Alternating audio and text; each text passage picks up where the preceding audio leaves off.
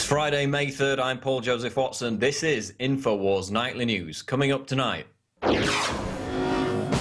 Tonight, Watertown under martial law. Residents speak out. Plus, a man drinking iced tea in a parking lot gets arrested by an overzealous wannabe cop. Put your hands up against the car now. I'm not doing nothing, man. Sir? Yo. Hands up against the car.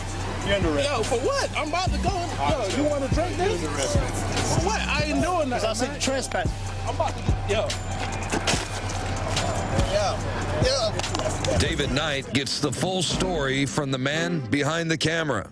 And the DHS continues its arms buildup, this time asking for 2 million more rounds of ammunition. That's coming up next on the Infowars Nightly News.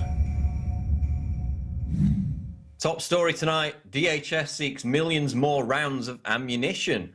That's right, the conspiracy theory that doesn't exist, according to the media, just keeps on popping back like whack-a-mole. The Department of Homeland Security has released a market survey asking companies if they are able to provide 2 million rounds of ammunition within a short time period, increasing concerns that the federal agency is continuing its arms buildup in preparation for domestic unrest. And you can visit the link from the article, which takes you to the official Fed Biz Ops website, to see more DHS bullet purchases that, according to leftist blogs and the mainstream media, don't exist. And this is key in this article. They're actually asking companies if they can provide 2 million bullets within a 30 to 60 day period. They want as quick a turnaround as possible. And this actually ties into a previous report that we had, which was an ammunitions manufacturer who called into the Michael Savage show to make the point, and he was selling the bullets to the government, that the DHS is attempting to exhaust ammunition supplies to corner the market as an end run around the Second Amendment by forcing companies via contract to reserve bullets for the federal agency. Then, of course, they're not available to the general public, which is why people are struggling to get them. But these are the questions that the DHS is asking ammunition manufacturers in this article. Are you capable of producing large quantity orders of any training caliber specified within a short turnaround time of 30 to 60 days? What would be your lead time for an order of 2 million rounds of a single type of bullet? So they're asking companies, basically, can you give us 2 million bullets within 30 to 60 days? Seems like they're starting to panic with the congressional investigation of the 2 billion bullet buys, and they're trying to make sure that in future they can get these bullets as quickly as possible without having to kind of rely on those 5-year contracts that they've committed to up until this point. And in addition, the document talks about bullets that fragment safely when striking an armor steel plate. And you know, I asked the question, is that normal for so-called training bullets, that they would be interested in whether or not they fragment safely if fired against an armor steel plate? Certainly some of the commenters on Infowars were concerned about that. One of them wrote, "This is expensive killing ammo." Of course, put the label training on there for the sheep to graze at ease. So people are concerned at why they're not only buying bullets in such huge quantities, but also testing them on whether they fracture safely or not when fired against armor steel plating. Why would they need to do that if it was only for training purposes? So it's not going to do anything to dampen fears that the DHS is preparing for domestic unrest. But, you know, if you listen to the leftist blogs and the mainstream media, it's safe to stick your head in the sand. Everything will be hunky-dory if you just pretend that it doesn't exist. They're not buying any bullets. They're for training purposes only. Completely normal, even though they now appear to be engaged in a kind of panic buying process. In regard to the DHS, now we're going to go to a report by Jakari JAckson about a letter from Attorney General Eric Holder threatening Kansas Governor Sam Brownback, who is trying to enforce a pro-Second Amendment law in his state. Let's go to that report now. I'm Jakari JAckson with an Infowars News Bulletin. The article on Infowars.com comes to us from the 10th Amendment Center and reads, Eric Holder threatens Kansas in letter on gun control nullification. On Thursday, Kansas Governor Sam Brownback received a letter from Attorney General Eric Holder threatening action against the state should it enforce SB 102, which Brownback signed into law last month. The letter reads, "In purporting to override federal law and to criminalize the official acts of federal officers, SB 102 directly conflicts with the federal law and is therefore unconstitutional." Never mind that, quote, reasonable gun control very much violates the constitutional concept of shall not be infringed. We saw a similar situation in Texas when the House voted that they no longer desired to be molested at the airport, even if the molester wore blue gloves. And just in case you've forgotten, this is the same Eric Holder who wants to brainwash you about firearms. I'm Jakari JAckson with an Infowars News Bulletin. And what we need to do is change the way in which people think about guns, especially young people. One thing that I think is clear with young people and with adults as well is that we just have to be repetitive about this. It's not enough to simply have a catchy ad on a Monday and then only do it every Monday. We need to do this every day of the week and just really brainwash people into thinking about guns in a vastly different way. And don't forget to pick up the new Infowars magazine with 3 free stickers. You can get it all at the InfowarsShop.com. Get them now in bulk at InfowarsStore.com. Next story tonight, Rush Limbaugh to be sent to mental hospital under Stasi Snitch Program, ? Given the fact that Palm Beach County Sheriff Rick Bradshaw is set to launch a $1 million program which will encourage Floridians to report on people who, quote, hate government, how long before Palm Beach resident Rush Limbaugh is sent to a Soviet-style mental hospital? And this is, of course, a story we covered yesterday. They're preparing this Stasi-style campaign in Florida, Palm Beach County, directly encouraging people to report on their neighbors if they spout, quote, anti-government rhetoric. And this is the quote from the sheriff. "We want people to call us if the guy down the street says he hates the government." What does it hurt to have somebody knock on a door and ask, hey, is everything okay? Exactly. What does it hurt to have the thought police knock on your door and ask if everything's okay? That's not creepy at all. But of course, it's part of this increasing move to demonize, to marginalize criticism of the state as a mental disorder. Of course, we've already got oppositional defiant disorder, which has been classified by official mental illness textbooks as exactly that, a psychiatric disorder. And the definition of it is, quote, a recurrent pattern of negativistic, defiant, disobedient, and hostile behavior towards authority figures that persists for at least 6 months. So that probably covers most of our audience. You're all mentally ill for not blithely obeying authority figures and being suspicious of government. But with regard to this latest Stasi program, the Washington Times actually came out with a pretty good editorial, which is linked in the article, and they're calling on Florida Governor Rick Scott to veto the whole proposal. That's the only way it's going to get sunk. It's already got the approved funding. But if he rubber stamps it, it's going to become the new incarnation of Operation Tips, that was supposed to have been mothballed back in 2002. And if it comes to fruition, then America will officially take its place alongside communist East Germany and Soviet Russia as a society that encourages its citizens to snitch on each other for dissenting against the government. And remember this quote from the Palm Beach Post. This was the most chilling quote. The campaign would also include public service announcements to encourage local citizens to report their neighbors. That's not a line from the Running Man. That's a quote in a major American newspaper about a real program set to be launched in Florida. Bilderberg Kingmaker Kissinger jokes about President Hillary Clinton at elite gathering. Bilderberg luminary Henry Kissinger joked at an elite dinner party in Washington, D.C. that Hillary Clinton should run for president in 2016. At least 4 secretaries of state became president, said Kissinger in remarks at the Atlantic Council dinner. I want to tell Hillary that when she misses the office, when she looks at the histories of secretaries of state, there might be hope for a fulfilling life afterwards. And then he actually joked that he had thought up all kinds of schemes to get around constitutional protections that prevented him as a foreign-born citizen from becoming president himself. So the war criminal wants to become El Presidente, This is the guy who said, quote, "The illegal we do immediately, the unconstitutional takes a little longer." I think he'd fit right in. But for now, he's happy to endorse Hillary Clinton for 2016. And it's virtually a foregone conclusion that Hillary will now run in 2016. Of course, if she wins, that will mean we've seen a Bush or a Clinton in the White House for 4 out of the previous 5 presidents. And if you think Obama was bad, then wait until Hillary gets in office, because her foreign policy is virtually in lockstep with the neocons and makes Obama's hegemonic militancy in terms of the drone strikes look like a children's birthday party. So we've got that to look forward to with Hillary Clinton in 2016. Moving on, former chief of staff.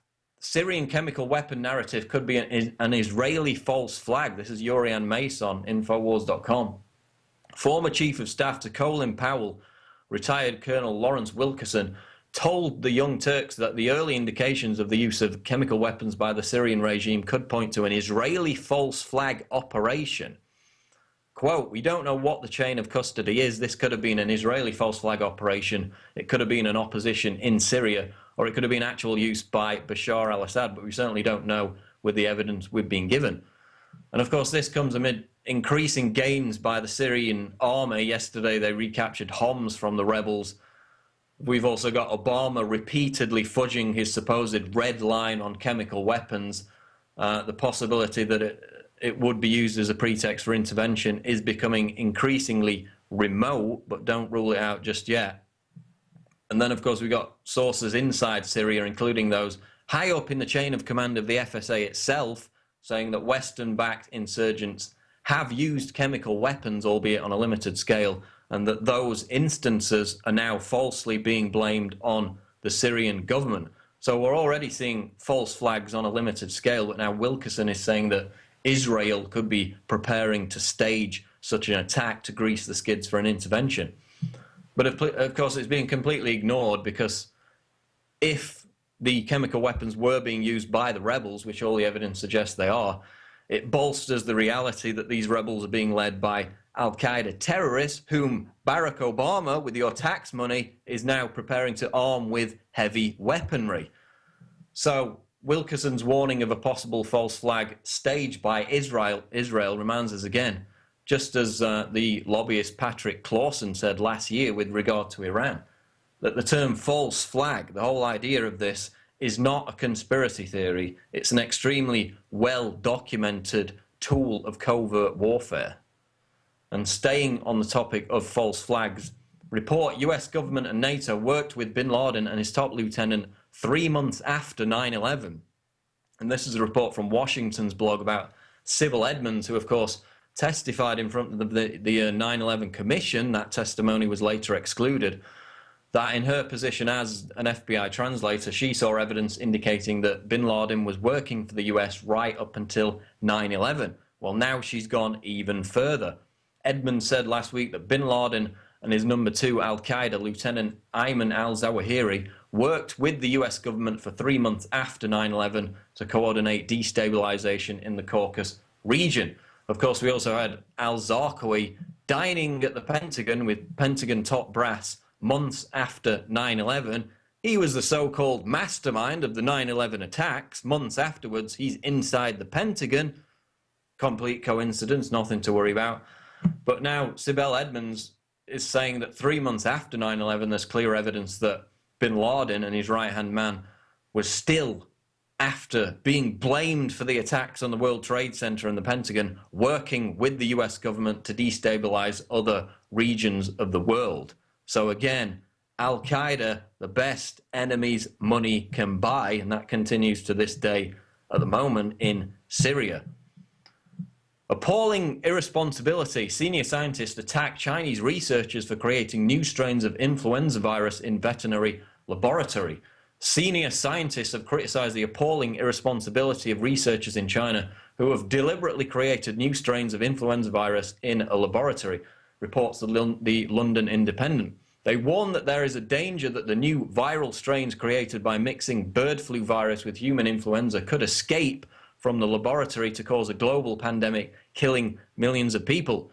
So Lord May of Oxford, a former government chief scientist and president of the Royal Society, is up in arms about this, that China's developing these secret influenza viruses in labs, which is kind of rich because the Chinese are basically being lambasted for conducting research less dangerous than what Western pharmaceutical giants, what the British and American governments have been caught doing on a regular basis. And in fact, there's another article by Kurt Nimm on Infowars.com which documents numerous instances of that, not only creating viruses in labs, but deliberately allowing them to escape.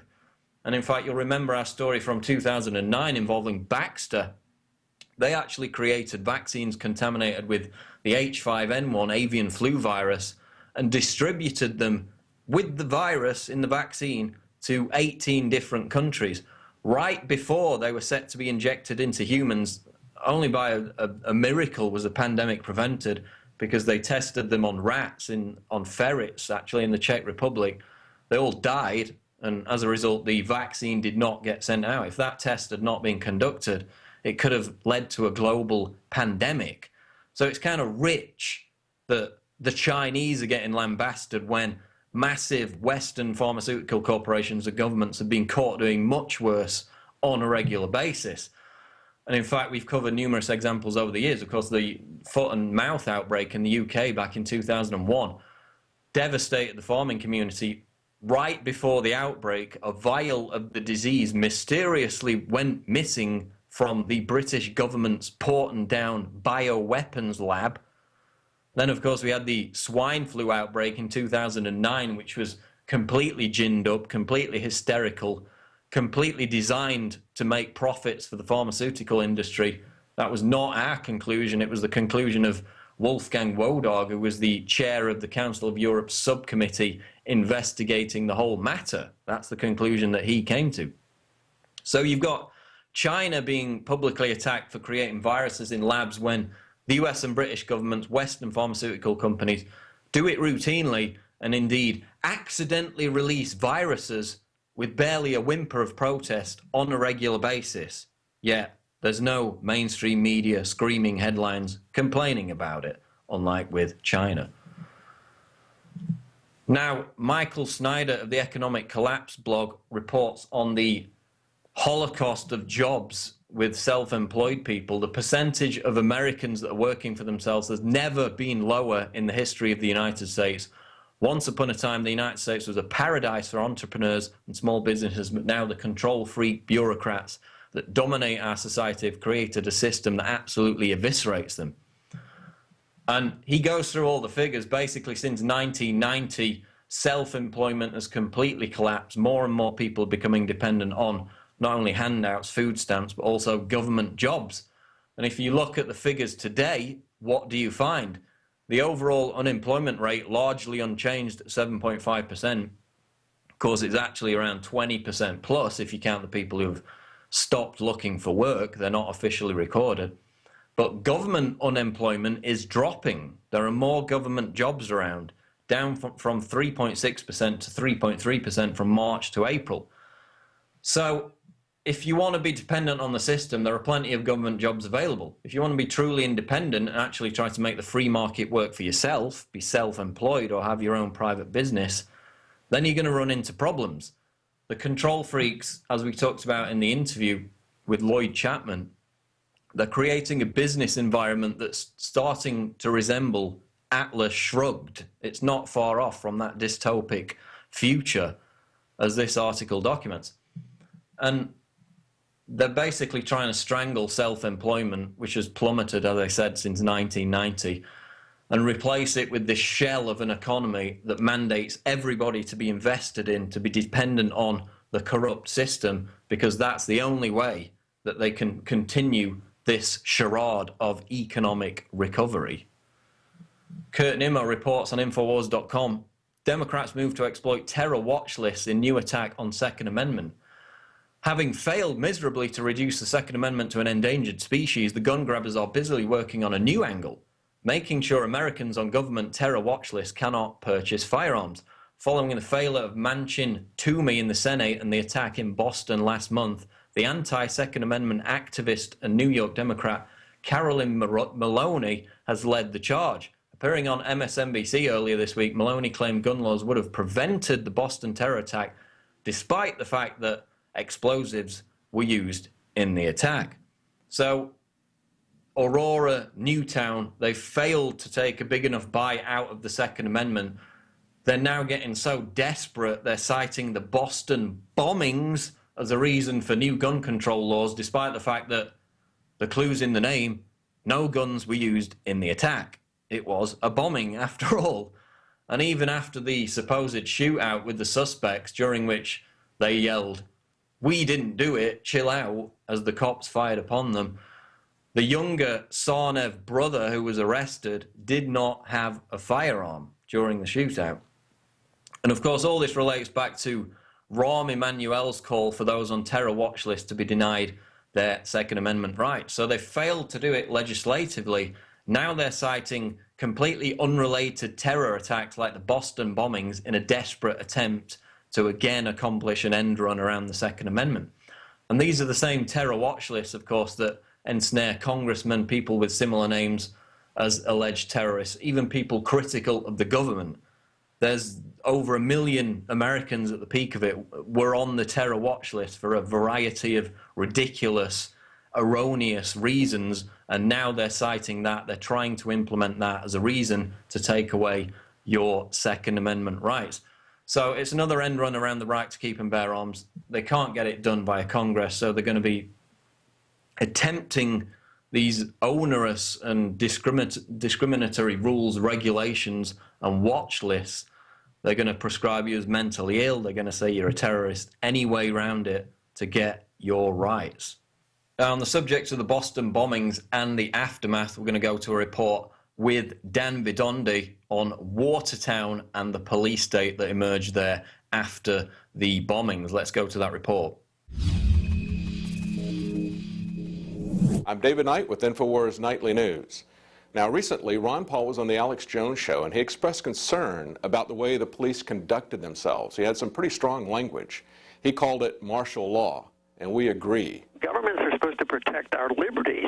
Once they decide they're going to make us safe, economically and physically safe, they can only do this by taking away our liberties. Those pictures really concern me. That is such a visual image when you see thousands and thousands of troops, and they weren't your local friendly policemen that were involved. I mean, can you imagine all these people being locked? They became prisoners. It was accepted too easily. It was martial law. But Lawrence O'Donnell took exception to that, and he very strongly called Ron Paul a liar repeatedly on his show for what he said about the way the police conducted themselves, going house to house, pointing guns at people in windows in houses, dragging them out of their houses at gunpoint, going down the streets in armored personnel carriers with full police riot gear. Wait, I want to show pictures first, and then I want to show some of the pictures of the Boston police, okay? Look at this. I mean, if this is what you have,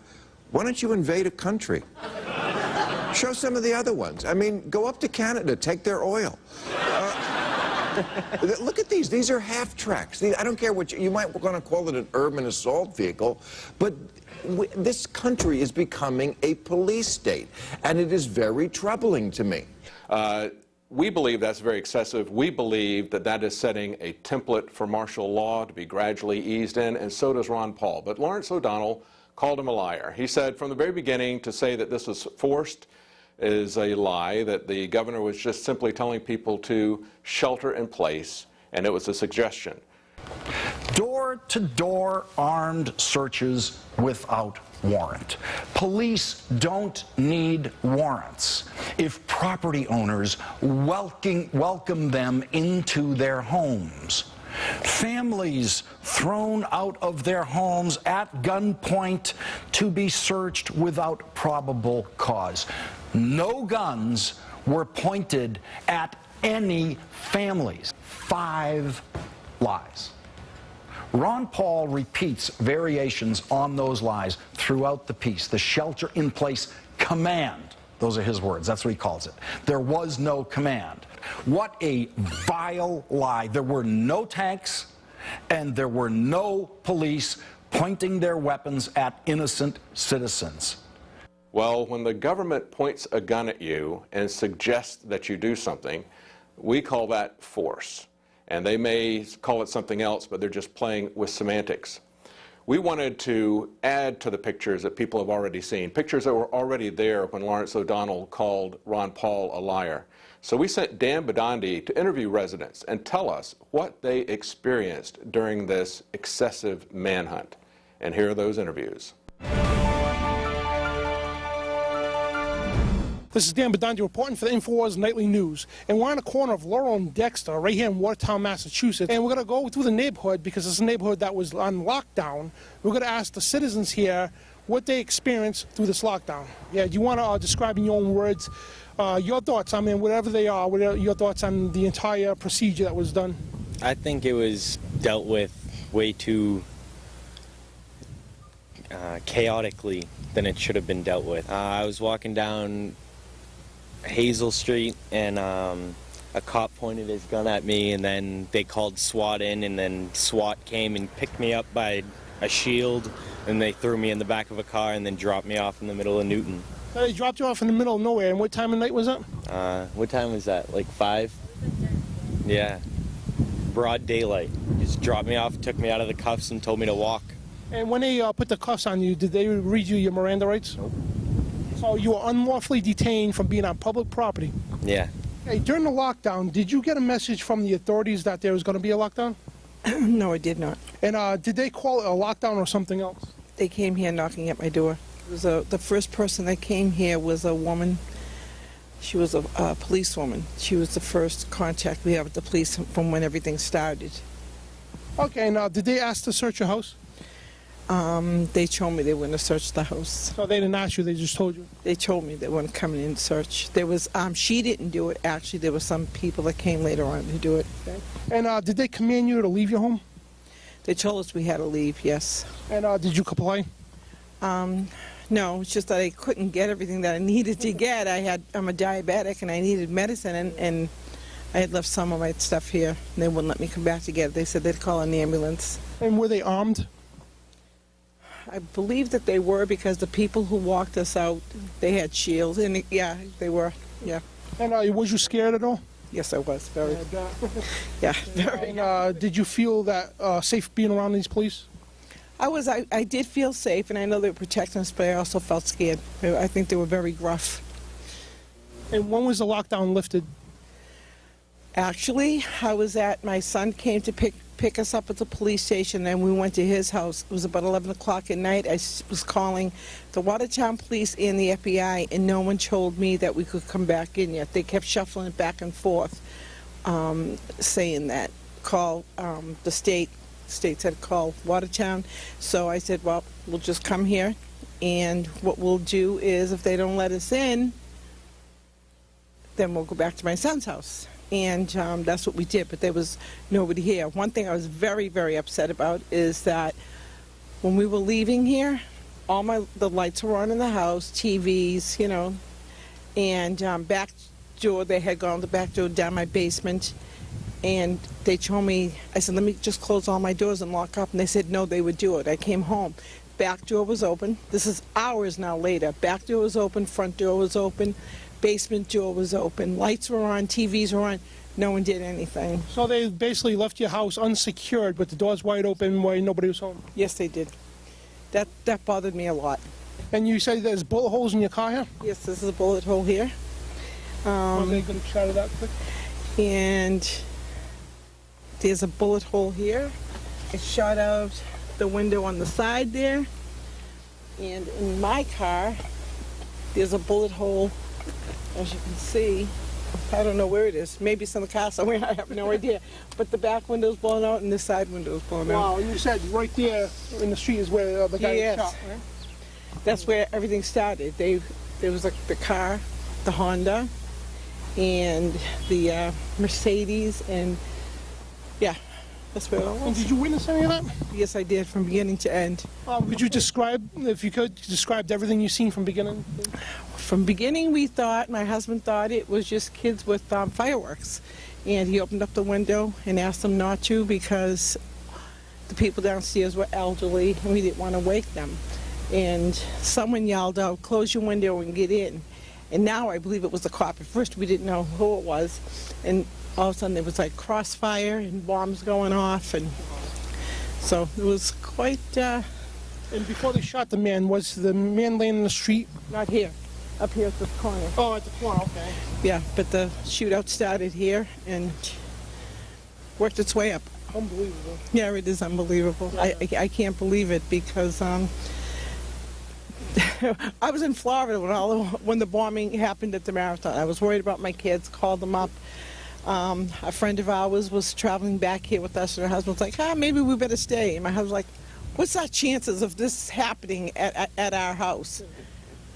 Not even hours later, here we go. There's bullet holes in the house, bullet hole there. It took like 10 minutes for this whole thing in front of my house, and then it landed over there. And I can't understand till to this day how he got through the police and everything. All the police was swamped over there. What they did, they disrupted this entire world for a day. We initially got a report from the police department that it was voluntary searches, but then after talking to the residents, we found out that they weren't asking if they could have permission to enter homes. They were just forcefully entering people's homes to search. Peter, did you get a message from the authorities that there was going to be a lockdown? No. No, you didn't get no message? And did they call it a lockdown or something else? I don't know. They just walk in, you know what I mean? And they say, let's get out of here. You know, it's like, let me put my shoes on. You know, they don't want to let me put my shoes on either. So did they knock at your door or just walk in? They knocked the door, but you know what I mean, the door, they almost pushed the door through them. I mean. And did they ask you to search your home at all, or they just did it? They just did it. You know, they just came in and they're going through. And did they command you to leave your home? Yes. And did you comply to that? Not really, because, you know, I had the old people next to me here, and I really got really mad. I told the guy to, you know what I mean? And were they armed with guns? Got guns and shields and everything, you know what I mean? Machine guns and everything. Was you scared? I wasn't scared. I didn't care about that, you know. But, you know what I mean, don't tell me to leave my house when you have a dead one up there and the other one was halfway up the square, and you come here and you tell me, you know, let's search your house, you know what I mean? Come on. I work with you along, you know, but be nice, a little bit nicer. And did you feel safe being around the police? I don't know. I don't know. I was here by myself when the shooting was going on. You know, okay, they were there, but we left, and they say, let's lock the doors. They say, no, we'll take care of it. We'll lock your doors and everything. We came home midnight, and everything was open. And nobody was around here. So they left your house also unsecured and wide open? Exactly. And nobody was around here. What takes anybody? Anybody can walk in. His door was open, the inside door was open. And you had neighbors downstairs, the elderly, right? And did they force them out? Yes. Yes, and not a nice way either, you know what I mean? Like, hurry up. The old man, he wants to put his shoes on. No, come on, you know, the way you are. You know, say, hey, they don't speak English well, you know. Let me take care of it, you know what I mean? But, you know, everything was rush. We're going up the street. They mistreated the elderly then, right? Yes. Unbelievable. Yes, you know, I didn't like that. You know, like I said, they tried to do the job, you know what I mean? No. But on this point here, I got very upset. Okay, Lita, did you get a message ahead of time from the authorities that there was going to be a lockdown? Not that I'm aware of, no. So you didn't hear nothing on TV, radio? Yeah, I heard of something, but nothing personal, no phone calls to the house or anything like that. And did they call it a lockdown or something else? It wasn't necessarily into lockdown, but I heard it from the news, and it said just stay inside your house, something similar. Okay, and the police knock at your door?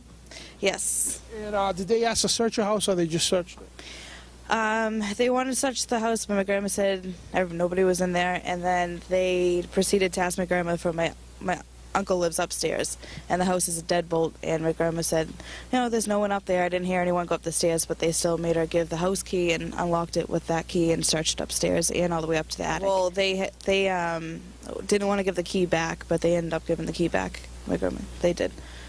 And did they command you at all any time to leave your home or stay in the home? So it was stay inside. And did you comply with that? Yes. And were the police armed, and at any time they point them at you? They didn't point, but they were armed and intimidating. And so, did they scare you at all? I mean, the whole situation? Yeah, it was scary overall for everyone, but it wasn't really the Watertown police. It was more of like the government. I don't know what kind of police they were, but it was the Army, FBI, yeah, those people that were scary.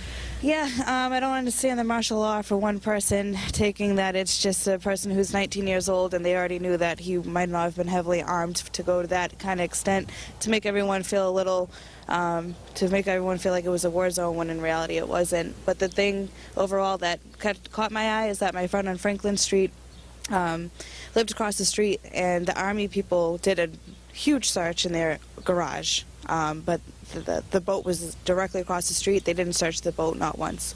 They didn't even go around it. That's where the younger brother was found? That's where the suspect was. And it's funny because the police didn't find him when they did the thing. The person finally got to leave their house because they said everyone stay inside. He left his house and saw the blood on the boat, and that's how he was found. And, I mean, Watertown police did a great job, but I think that the person living in that house has all the credit. We, had to go through multiple checkpoints. We were searched ourselves. Other journalists on the scene were told to lay on the ground as they were searched.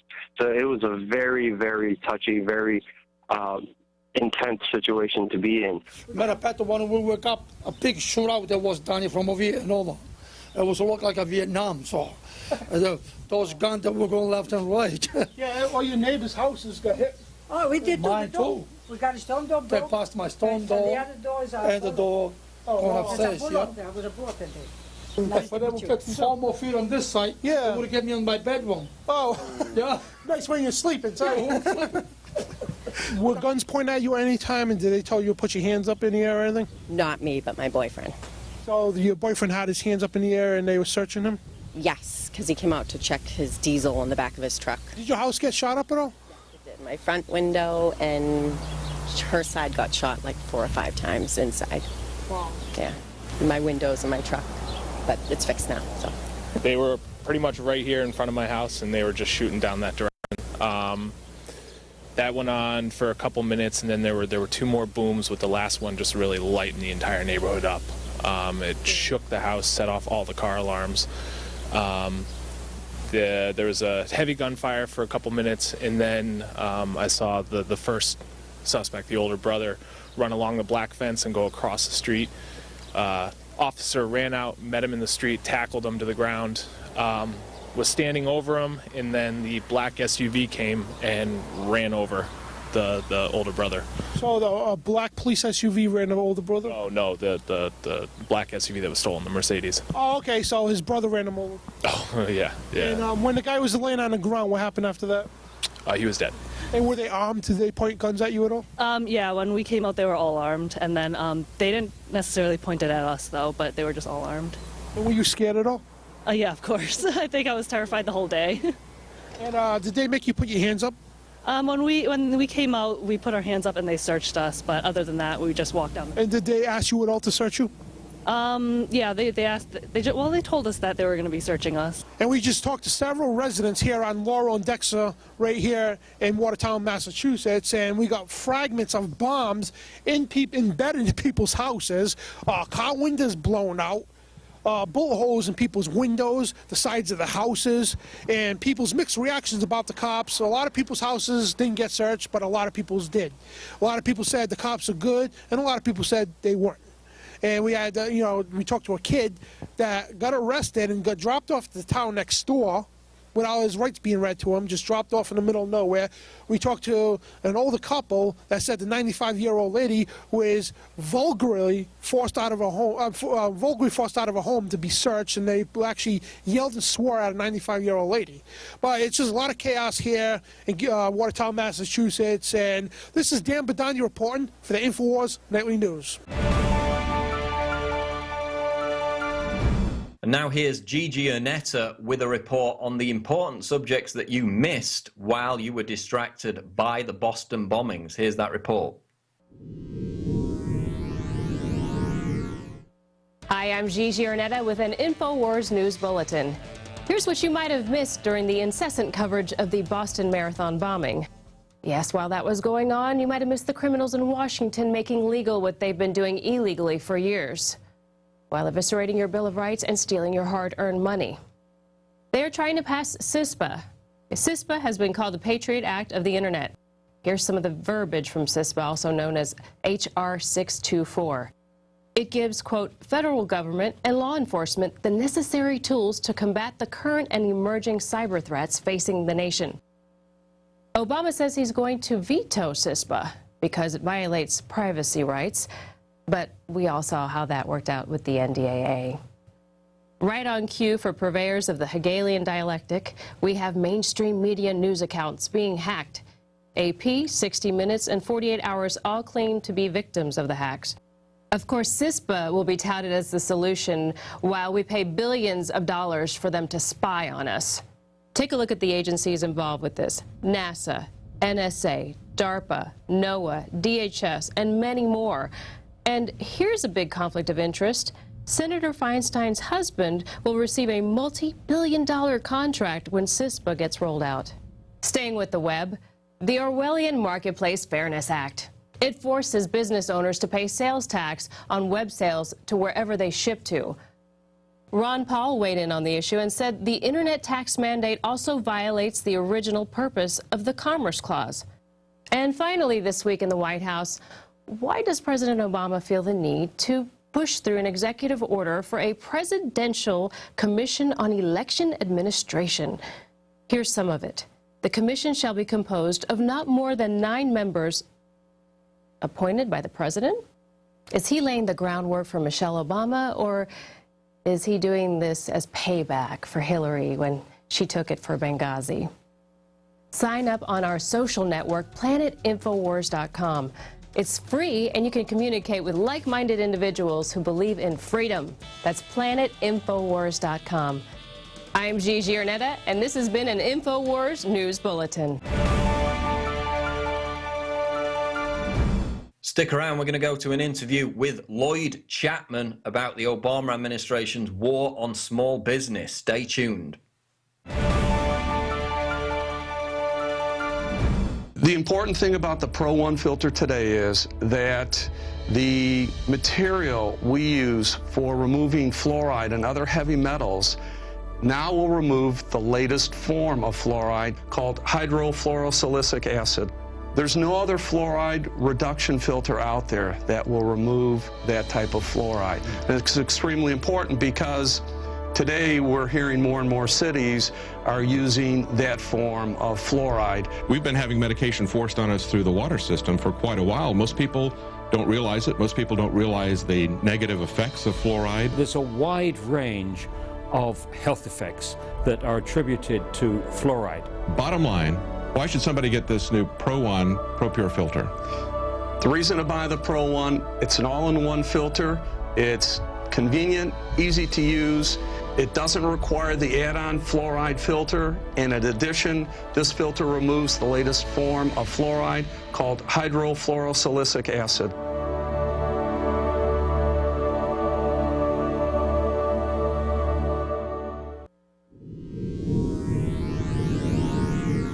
I'm Jakari JAckson with an Infowars News Bulletin. Now, it has come to our attention here at Infowars.com that President Obama, during a speech in Mexico, has admitted that Operation Fast and Furious under his jurisdiction is responsible for the gun violence in Mexico.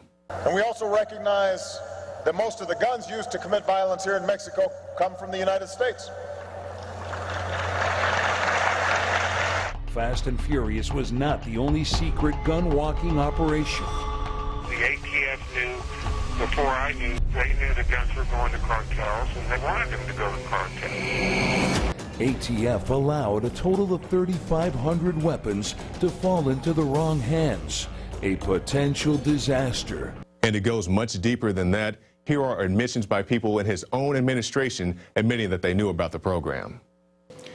DOJ's Bureau of Alcohol, Tobacco, Firearms, and Explosives is increasing its efforts by adding 37 new employees in 3 new offices using $10 million in Recovery Act funds and redeploying 100 personnel to the southwest border in the next 45 days to fortify its Project Gunrunner, which is aimed at disrupting arms trafficking between the United States and Mexico. ATF is doubling its presence in Mexico itself from 5 to 9 personnel working with the Mexicans specifically to facilitate gun tracing activity, which targets the illegal weapons and their sources in the United States. One of the things that has happened, one of the changes in the threat environment has been what is going on in Mexico. How successful do you expect to be in this effort to clamp down on the trafficking of power going into Mexico? Several things. One is, first of all, you've got to interdict the arms. You've got to stop them from going into Mexico. We're coordinating with Mexico because they can do more by way of southbound screening on their side of the border. But then the Department of Justice moving their agents down there, as David said, and increasing tracing. That will help us identify who is putting those arms into the arms, those guns into the arms of the traffickers moving south. And out of that, there can reasonably be seen more prosecution of actual arms dealers who are intentionally and knowingly putting arms into the hands of the smugglers.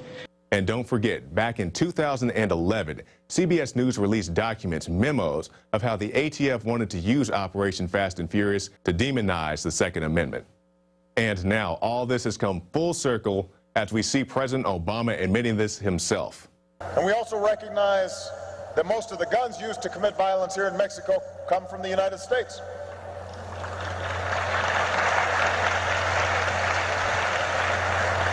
I think many of you know that in America our Constitution guarantees our individual right to bear arms. And as President, I swore an oath to uphold that right, and I always will. But at the same time, as I've said in the United States, I will continue to do everything in my power to pass common sense reforms that keep guns out of the hands of criminals and dangerous people that can save lives here in Mexico and back home in the United States. It's the right thing to do. People will be held accountable for the mistakes that were made in Fast and Furious. We see yet another, yes, I said another, false flag operation carried out by a government. And if you desire to learn more about false flags, go to the Infowars shop and pick up a copy of Terror Storm. I'm Jakari JAckson, and this has been an Infowars News Bulletin.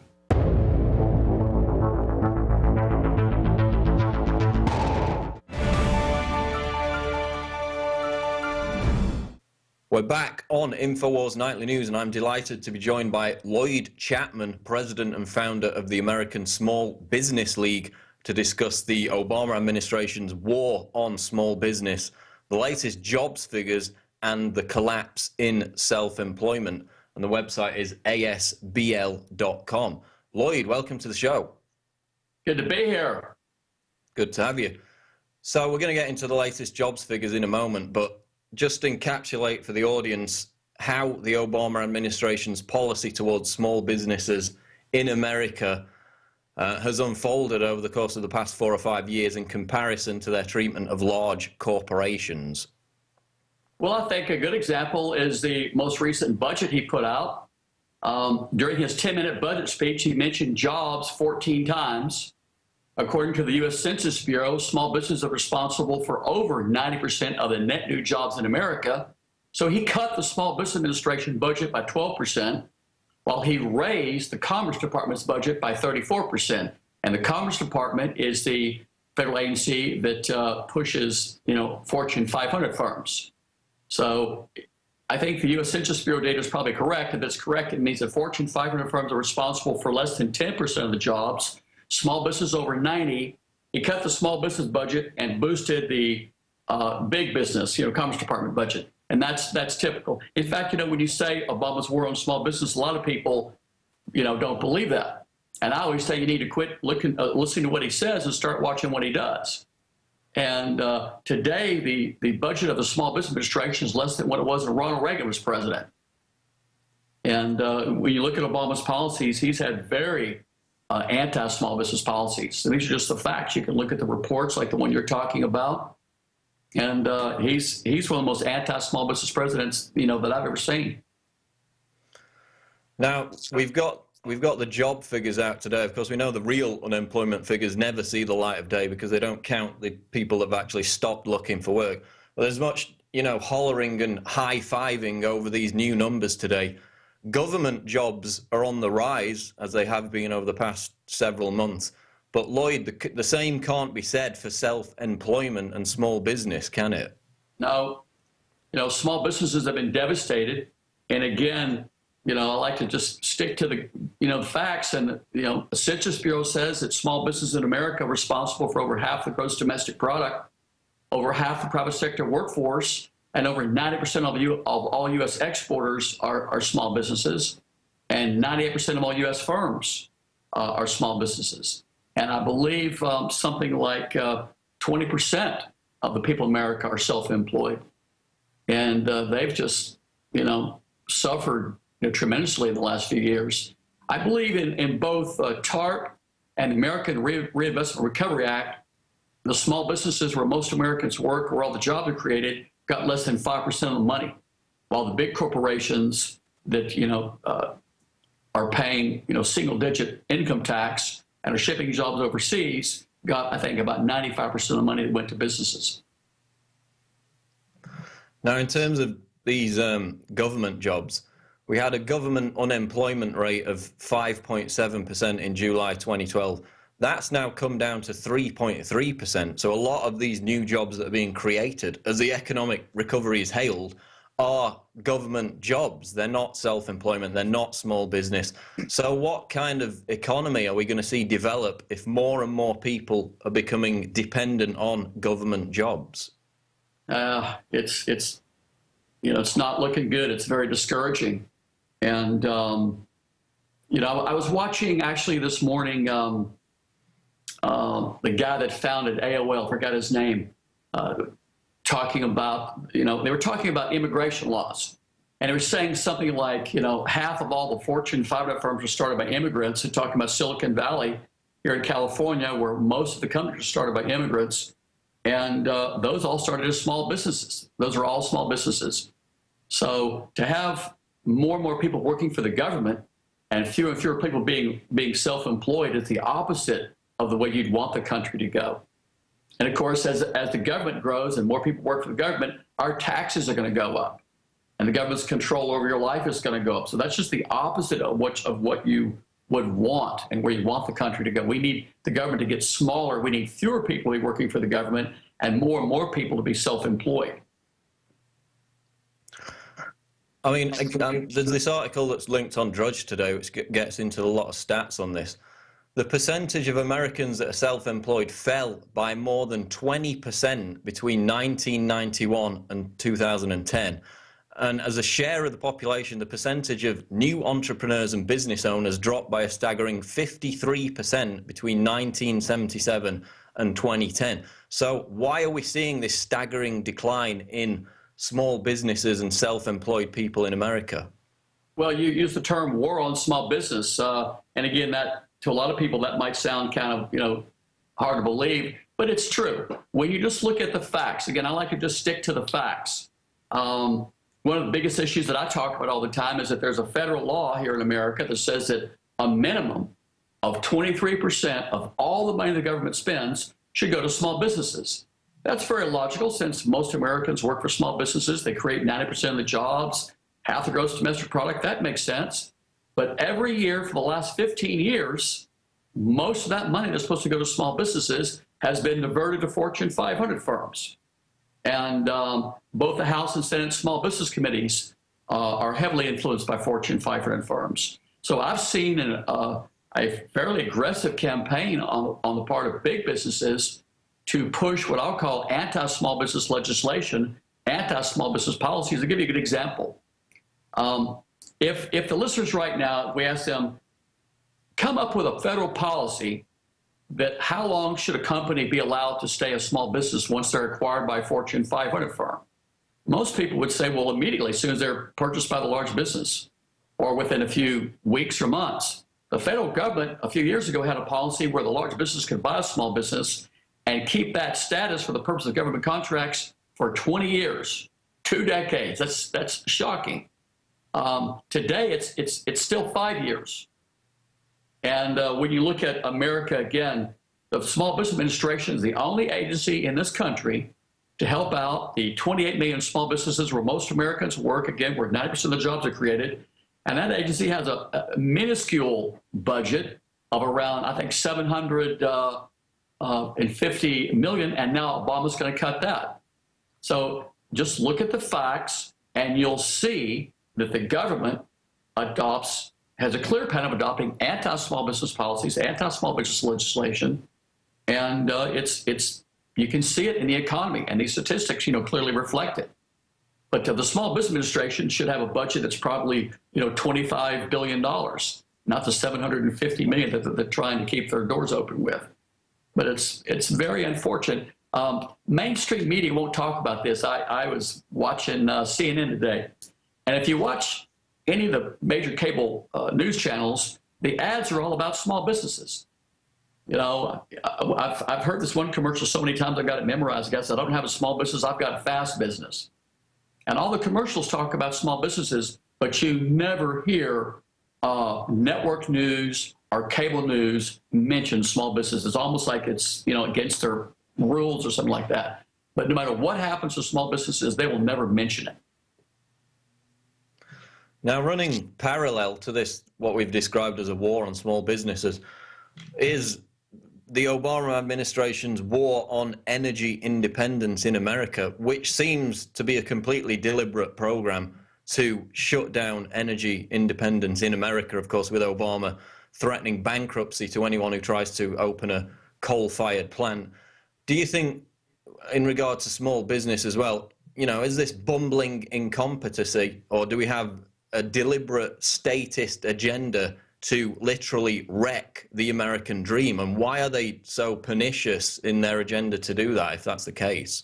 Well, it's certainly not incompetence. It's certainly by design. Nothing the government does is through incompetence. It's all done very strategically by very smart people. And basically, I think it's the oil and gas industry is pushing that. They're against anything other than gasoline and oil. Again, when you can't get stories about this on the news. If people will watch these cable news channels, you'll notice that the American Petroleum Institute has back-to-back ads on all these cable channels all day long. They've got tremendous influence in the mainstream media and in the government. You can go online and look and see that the major oil companies in the last few years have actually paid, some of them like ExxonMobil, 0 federal income tax. I think it was 2010, ExxonMobil had record profits and paid 0, not a penny, of federal tax. And that's an example of the kind of clout they've got in government and with the Obama administration. But it's not new to the Obama administration. They've had a lot of power for a long time. But so I think when you talk about Obama's policy around, let's say, coal-fired plants or small businesses, you're seeing the voice of big business and big money in our government. Now, the comedian Jay Leno recently joked that if Obama really wanted to close down Guantanamo Bay, he should do what he always does, declare it a small business and tax it out of existence. And you mentioned the tax previously. We've also got, the likes of Google, Amazon, Starbucks, eBay, Facebook. Some of the biggest corporations in the world, they're paying a pittance in taxes while the American middle class small businesses are being told to dig deeper in their pockets. Right. What does that kind of two-tier approach tell us about the economic system that we're currently living under? I think it tells us that our government's completely and totally corrupt. There's no question about it. I don't care if you're a Democrat or Republican or Libertarian. You got to realize our government's corrupt. I've been to Washington many times. I've walked the halls of Congress and trying to get legislation passed for small businesses. It's not going to happen. I've got a bill right now in Congress, by the way, called the Fairness and Transparency Contracting Act. Congressman Hank Johnson from Georgia introduced it. And I'm going to try to get that bill passed, but that bill has no chance of passing because it's going to help the middle class and help small businesses. And big corporations aren't going to allow that. And but yeah, our government's corrupt. It's just unbelievable. And if you go back and look at the quotes of Thomas Jefferson, the founding fathers knew this would happen. They knew it. I think Thomas Jefferson said something like that banking institutions are a bigger threat to our liberties than standing armies. And Eisenhower talked about the power of the growing military-industrial, complex. He warned about that. So, what people like Eisenhower and even Thomas Jefferson talked about, we're seeing it today. The power of the financial industry, the pharmaceutical industry, the oil and gas industry, the defense industry. They run our government, and it's not going to turn out well. It's just not going to turn out well. And I think the government knows that, by the way. I'm sure Alex has done this story. In fact, I think I saw him talking about it, about Homeland Security buying 2 billion rounds of hollow point bullets and 7,000 automatic weapons and 2,700 urban assault vehicles, to be used here domestically.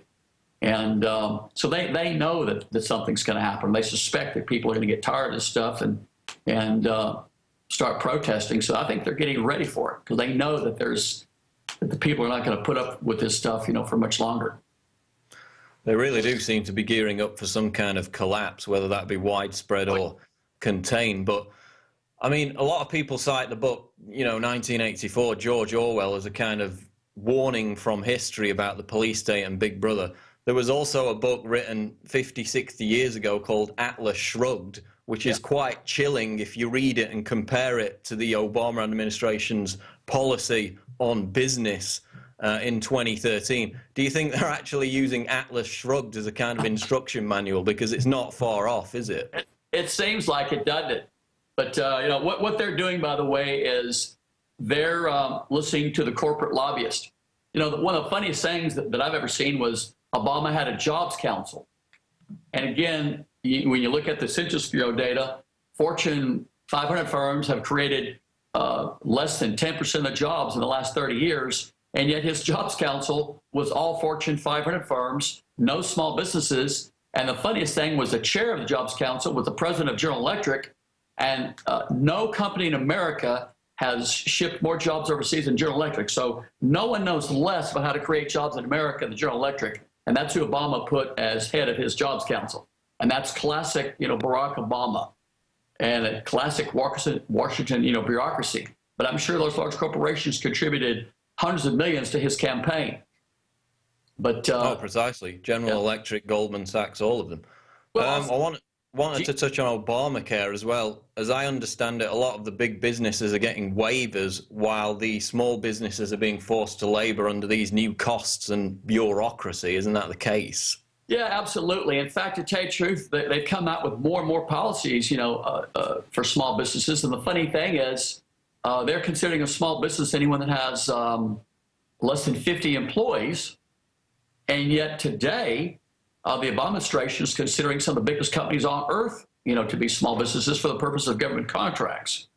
So Obama's giving small business contracts to Lockheed, Boeing, Northrop, Raytheon, Rolls-Royce, British Aerospace, Finmeccanica, big defense contractor in Italy. Roseborn Exports got over $900 million in federal small business contracts a few months ago. That's a Russian-owned international arms dealer. And yet when it comes to these policies, they're just stacking up these policies for small businesses, and it's it literally is. It's like they're trying to do everything they can to hurt small businesses and the middle class economy, do everything they can to help the big businesses. It's just unbelievable. And of course, if you talk about this, if you try to talk about the mainstream media, you're a conspiracy nut.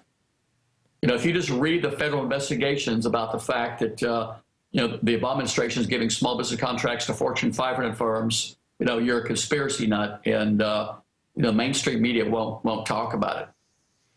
It's amazing how they apply that pejorative term to absolutely everything, and it's just a cheap trick to shut down dissent. They do it with every single topic. Just in closing, tell people about your website and how they can support your organization. Well, my website, asbl.com, and again, the federal law says 23% of all government contracts should go to small businesses. And I've been fighting the government for over a decade to simply get them to quit giving small businesses to Fortune 500 firms. I would imagine about 99% of all Americans agree with me. So I think people should call their congressman and tell their congressman to support the Fairness and Transparency in Contracting Act, which will simply stop the government from giving small business contracts to Fortune 500 firms in the U.S. and some of the biggest companies around the world. That'll direct more existing infrastructure spending into the middle class, and I think create more jobs than any economic stimulus program that's ever been proposed. It's also free, no new taxes, no new spending. So we're just trying to help out small business and help the middle class here, and I have to tell you, it's an uphill battle with the Obama administration, with the mainstream media. So we'll appreciate any help people will give us in that. Okay, we're going to leave it there for now. Lloyd Chapman, president and founder of the American Small Business League. Thanks for joining us on Infowars Nightly News. Thanks for having me. Thank you. Stick around after the break. David Knight in studio interviews the two men arrested for drinking iced tea in a parking lot. Stay tuned.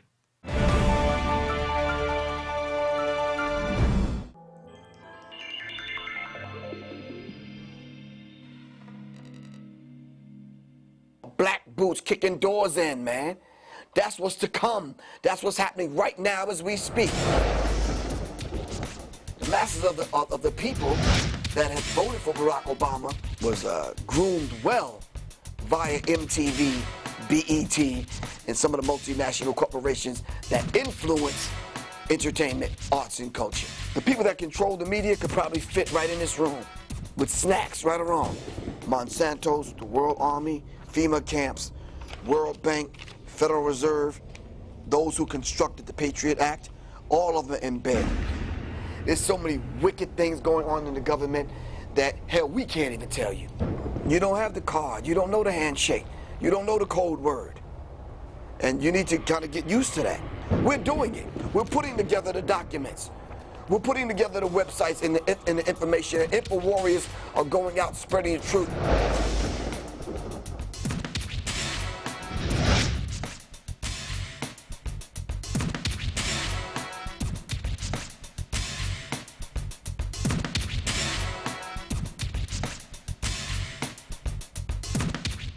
I'm Darren McBreen, and these are some of the new items that are available now at InfoWarsShop.com. Alert the public to Obama's blatant abuse of power with the new Obama t-shirt. Obama's Joker face on the front and come and take it on the back. It's time to publicly call him out for what he is, a tyrant. Defend the Second Amendment with our top seller Come and Take It t-shirts. And look at that, women's cut tank tops and t-shirts now available. Nice hat. Plus the Don't Tread on Me flag. And now you can become a micro distributor of the InfoWars magazine. Plus, get your own copy delivered right to your door each and every month. And if you're tired like I am of you and your family being exposed to polluted drinking water, get the Pro One high performance water filter. It gets rid of all pathogenic bacteria, cyst, fluoride, heavy metals, and numerous other contaminants. So join the revolution at InfoWarsShop.com.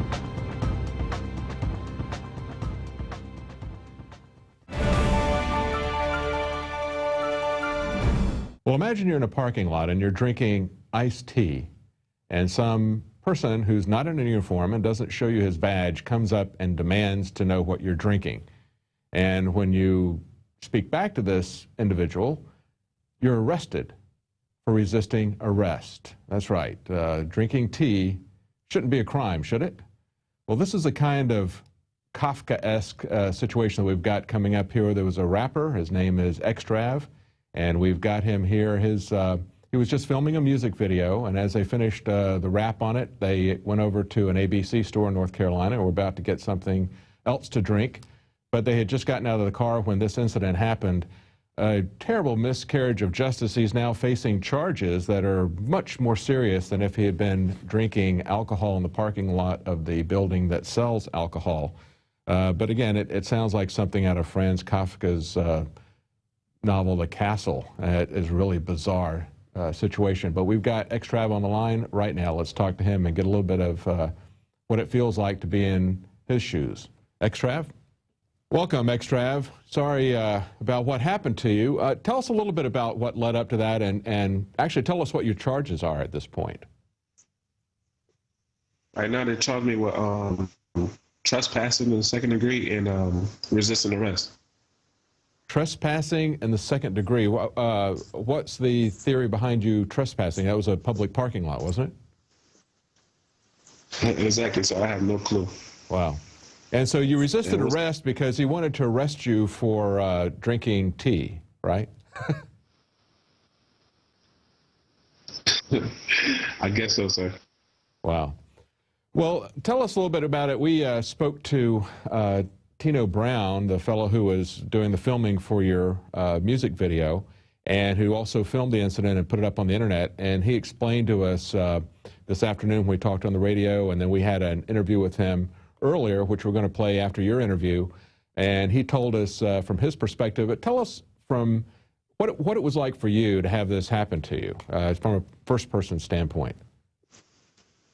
Oh, this was horrible. It was a horrible situation. I wouldn't want nobody to go through the situation I went through. It just started off as something innocent. Like, I was really about to go into the store. I was just waiting for some people to come in just to get some bottles of alcohol or whatever. We just had a video that same day, just finished shooting. And I guess Tino was just getting some more footage. You know, I hopped out the car, playing around with my Arizona, just saying, y'all caught me with the Arizona can drinking. There was no alcohol in there at all. It was a juice. You know what I'm saying? And pretty much you see what happened right after that. Yeah, we saw that on the video. It's just amazing. And it just absolutely makes no sense, except that we've seen this pattern over and over again with police officers or some other bureaucrat going above and beyond what there is reasonable for the execution of their job, and then not backing down on it, but just doubling down when you call them on it. That seems to be what happened here. Is that how you would characterize it? Exactly. Yeah. I'll put it in the same words. They abuse authority and is looked at like it's okay. Exactly. And like you told me before, like we talked before, it's becoming an epidemic. I didn't do anything wrong. I didn't deserve that. I served my country for about 7 years in the military. But fought for our country. I did a bunch of things for our country just to get treated like I'm some kind of, come on now, like I'm a thug. But he judged me off what I was wearing pretty much. That's what it felt like. You know, when I spoke to Tino Brown, who took the video, we were talking about how this kind of thing is happening.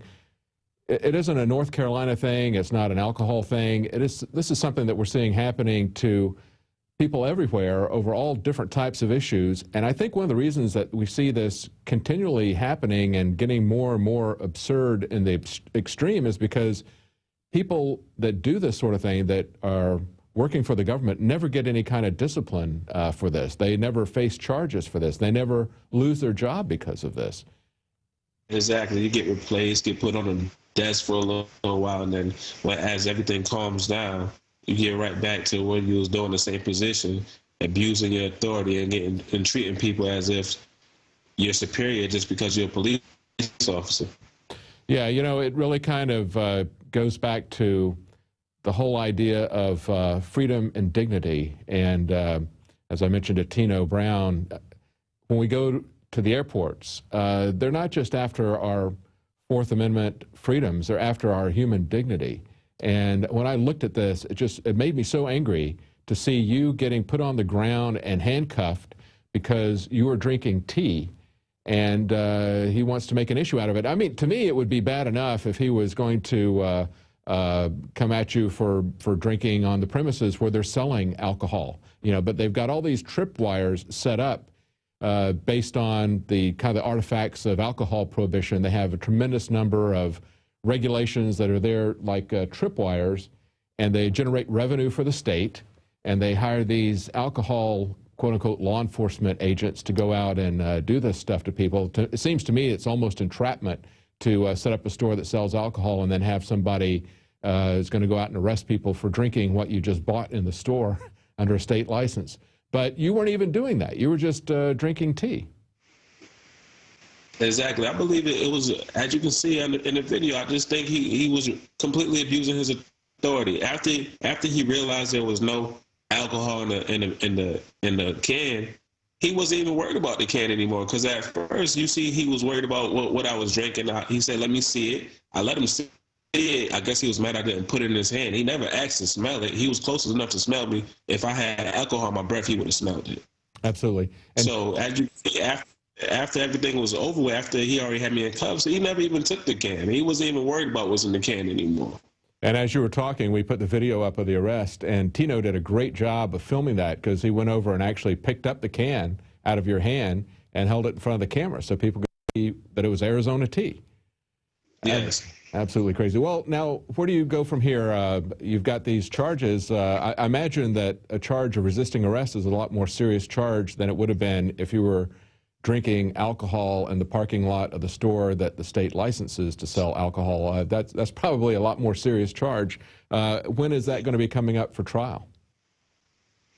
Well, I got a court date June 6th, but right now I'm pretty much talking with legal counsel right now and discussing about how we're going to go about this. Now, one of the things I know Tino is trying to get the public to rally behind this, as they should. You know, we all have to stand together against this kind of tyranny or we're going to hang separately, as Benjamin Franklin said. This is something that affects everybody. This isn't just your issue. This is everybody's issue. But one of the things that would help is if people knew what their rights were as jurors, if this thing actually does go far enough, this miscarriage of justice, to actually go to trial. People need to understand that they have the right as jurors to judge not only the facts of a case, but also if they like the way the law, if they like the law and the way the law is being applied. And clearly, I think any fair-minded person would have to say that when they arrest you for resisting arrest because they tried to arrest you for drinking tea, that's not a legitimate use of the law there. But you've also got I think Tino said that you're also going to be working on producing a video, kind of talking about it, singing about it from your perspective. Yes. I'm in the process of doing the song right now, and just talking about it from my perspective, just being the voice of this situation right now. I just try to do something positive about the situation right here, because it's like I said, this is ridiculous, it's embarrassing. Nobody should have to get put through this. That would be a very positive way to turn this bad incident into something that would be good, because, you know, I think people can look at this video, they can see you in the music video, and that'll kind of strike home with them more than if we just talk in an abstract way about individual rights and the Constitution and the Bill of Rights. When they see what happens when those rights are abused, I think that's really going to strike home with people. Me too. And so when you get that done, let us know, because we really want to do a follow-up article on that and help it to get some more exposure. I think next day or so. What's that? It's probably going to be complete in the next day or so. It's Great. going to be real soon. All right, great. Well, keep us informed, and sorry about what you're going through, and let's hope that, like you said, you can turn this into something positive. I definitely will, and I appreciate talking to you. All right, thank you. Bye-bye. Well, it's very important to get a good record, and that Skype connection was a little bit jumpy, but we've got another interview coming up with a person who actually filmed this, and he did such a good job of recording what actually happened that this video is really going viral on the internet. And we want to talk to him about the importance of reporting what you see in public. And everybody needs to be aware of that. Everybody needs to stand up for their rights and for the rights of other people, and that's an important part of filming these incidents. Well, Tino, welcome. We see this happening over and over again. The issues may change, the locations may change, but we're continually seeing the police break their authority, essentially, you know, go well beyond the bounds of authority that they're given, and are really never held accountable for it. But tell us a little bit about the story. Tell us what happened in the events, how it unfolded. Well, I had shot a video that day for Xstrav, the rapper, and after shooting the video, we actually weren't finished with the video. We were on our way to the next location to do another scene. And we stopped by the convenience store. He grabbed the iced tea because naturally, you know, after rapping or talking a lot, his mouth was dry. And we got an iced tea, and he wanted to go by, you know, the liquor store and pick something up before, you know, so we could start the night off the right way. So we stopped by the liquor store, and pretty much we hopped out of the car. Immediately I started filming, you know, because I wanted to get some extra footage, you know, that could possibly go in the video. And the video speaks for itself. It's what you see. So when people ask how long were they hanging outside the store, no one hung outside the store. You know, we had just hopped out, and we were waiting. We wanted to wait for about 2 minutes, but we were harassed in less than 45 seconds. So to give people an idea of what's going on, the ABC stores in North Carolina are kind of a vestige of alcohol prohibition. And they're heavily controlled, heavily regulate the way alcohol can be sold in the state.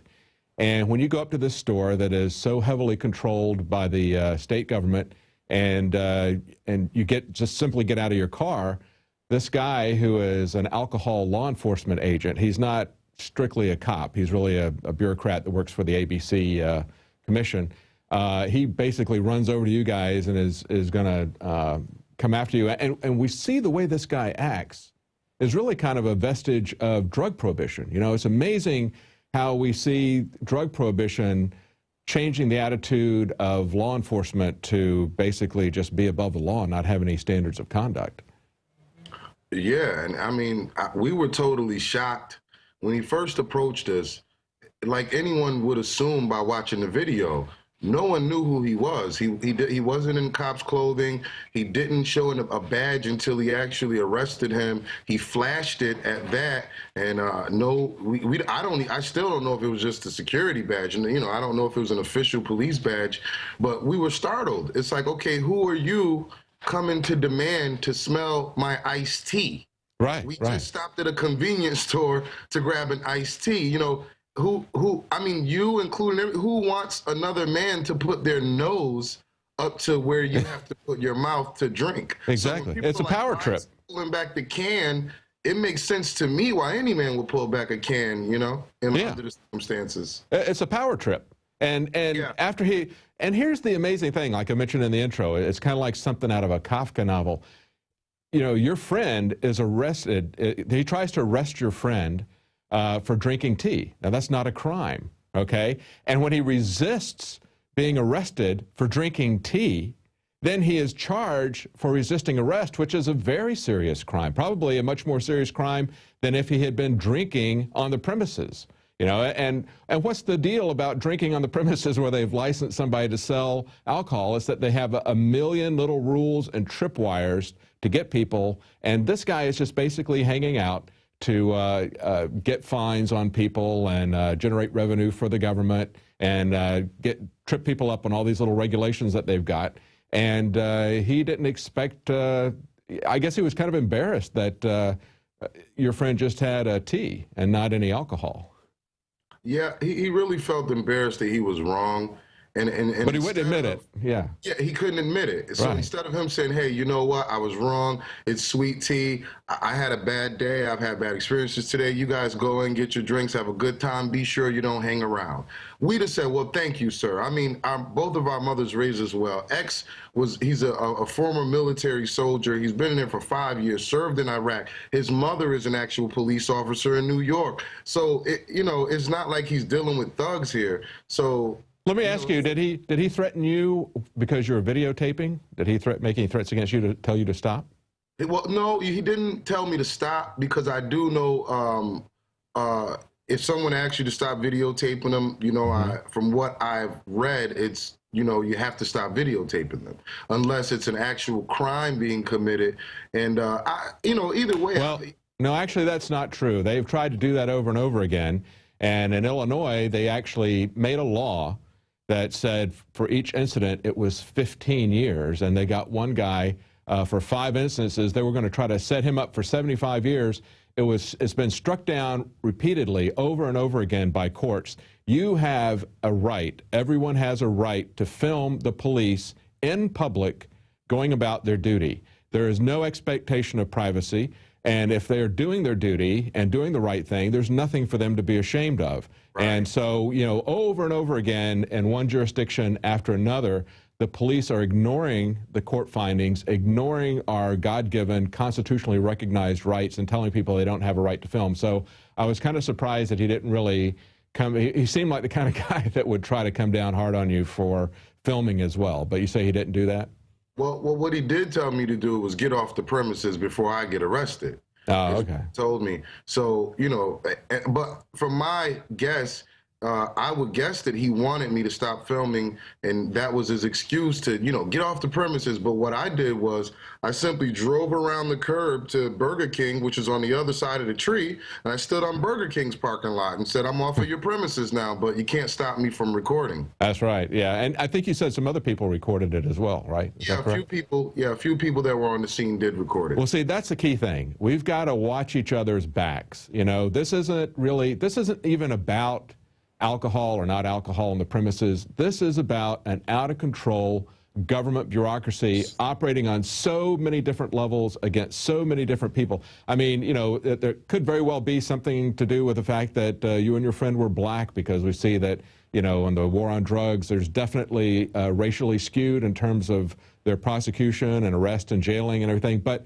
this is something that affects everybody. And this isn't something that is about North Carolina or about their liquor laws or about black versus white or old versus young or anything. Everybody's got to be concerned about this, because they're doing this over and over again on all different types of issues. And the big tool that we've got is what you did, and that is filming and putting it on the internet.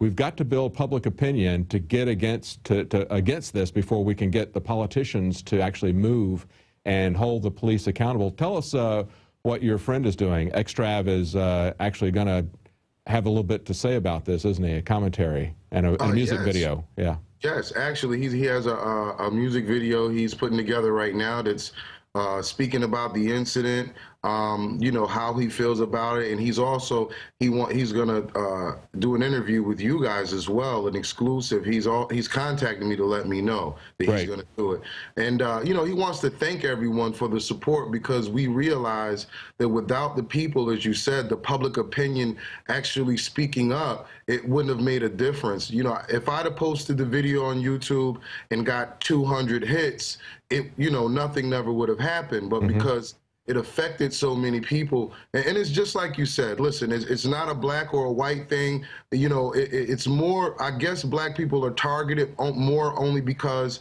they feel like we're the easier target based on finances, and he probably doesn't have a lawyer, you know, and things like that. It's easier to prosecute. But the truth of the matter is, it's happening to everyone. Absolutely. And if they feel you're an easy target, whether you're black, white, Hispanic, Asian, it's going to happen to you unless, you know, until you actually take a stand to record it and do something about it.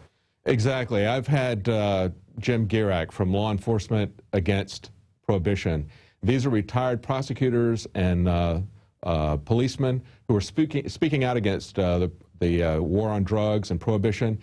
And basically, it's a corrupting thing. You know, it corrupts the police, it corrupts the prosecutors. When they can prey on the helpless in society, it's just a matter of time before they start coming after the people who aren't quite as helpless, until they start coming after everybody. And if we don't check them on this, if we don't pull this back, it is something that affects everybody. And even if it isn't affecting you now, even if you're not going to jail because of marijuana, because you don't use marijuana or something, you still have to pay the taxes to put these people in jail. And there's still a big business going on. It builds the police forces. They're making lots of money by the property they confiscate. And there's a huge prison industry that has a very big lobby that is trying to get this stuff going. And that's one of the reasons why they pick on the poor and the helpless, because they know they can get them in their prison system and they can make a lot of money. They can make $50,000 plus each year on every person they put in prison. So they've got a real perverse incentive to do this sort of thing. And then on the other hand,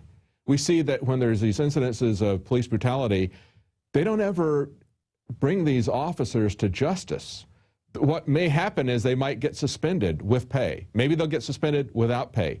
They never get fired. They never get jailed, no matter how brutal what they're doing is. We never see that happening. And so you have to get the information out there. You've got to film it. You've got to put it on the internet, and you know, we'll try to get it to as many people as we can. It's a really important story, and when somebody sees this video, one of the reasons it's going viral is because it has to make any person who has any sense of justice angry, really, really deeply angry to see something like this. I mean, it really does when I see that kind of thing. You know, when it first happened, I just want to say that I was frustrated, and you know, that's probably why you heard a few derogatory words come after a while, it just hurt. You know, it's something that hurts you to know that, hey, I'm a good guy. We're good guys here. Yeah, right. You may watch rap videos and stereotype and say, oh, his pants are hanging, or he's drinking iced tea. He you know, may have, but you're totally wrong. You know, and I tell everyone all the time, given the situation, look at it this way. We all love our kids. That's if right. that was your 24-year-old son, no matter what color or whatever, you would be extremely, extremely mad. And we just had the video up there where they're putting him down on the ground. You know, it's not just our freedom they're after, it's our dignity.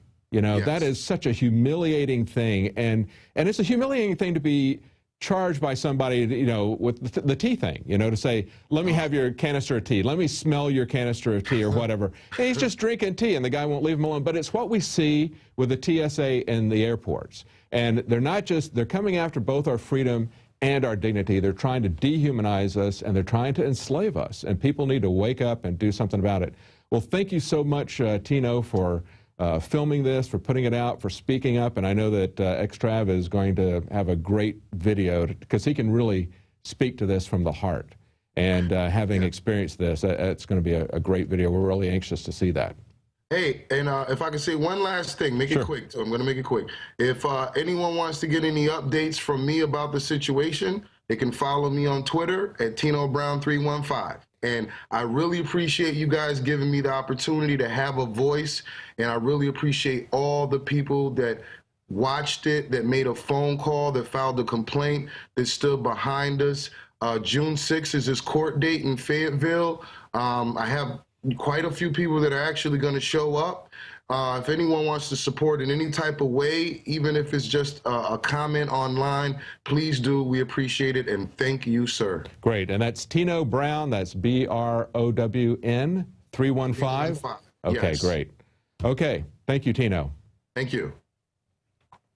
Well, that just underscores the importance of recording these events in public. And although the police will try to intimidate you and will sometimes lie to you about your right to do that, you do have a right to do that. It's been upheld by several courts. And even if the police confiscate your equipment, Darren McBreen spoke to Luke Radowski yesterday, and he talked about how you can forensically get that recovered.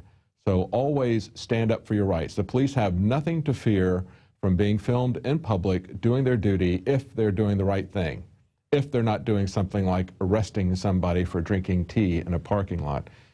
Now, our new issue of the magazine, Infowars, just came out, and this magazine is a real collector's item. Not only is it something that's very important in light of what's just happened in the Boston Marathon bombing, our crew went into extra overtime on this to do major rewrites because of the marathon bombing that happened just before they went to press. But also in the magazine, as you'll see here, we've got some bumper stickers. We've got 3 bumper stickers here in the magazine. There we go. You can see that there. And, you know, one of the things I like about Alex is when the government tries to intimidate him and tell him that he can't put bumper stickers on the car and park them in Austin, or you've got the LA government trying to fine him because somebody put a bumper sticker somewhere of Infowars, like they don't do that with Obama all the time, everywhere. When those types of things happen, Alex doubles down, because if you don't stand up for your freedoms, just like we were talking about videotaping, if you don't stand up for your freedoms, you lose them. You lose them by intimidation. You lose them by not exercising them. So get this issue. It's a wonderful collector's issue, and it's got bumper stickers that you can put in legal, lawful places, and you can figure out where that is yourself. But it's also a collector's item. This is all about false flags, and they did a great job of putting the history of false flags in there, so it's a great piece to help people wake up. Also, please consider getting a subscription to Prison Planet TV.